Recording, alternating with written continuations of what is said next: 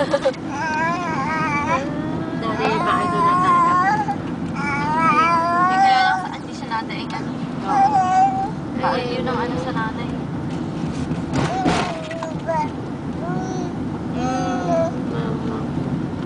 Kain naman ko ng baka ako ay pakikita sa aeroplano. Patay ako kay JM.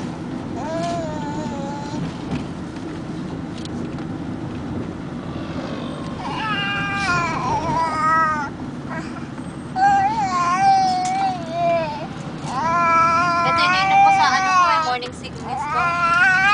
Ano yan? Para supplemental vitamin. Hindi. Pag nagsusuka ka, para talaga sa buntis, ayan, meron na talaga na buntis na ano. $80.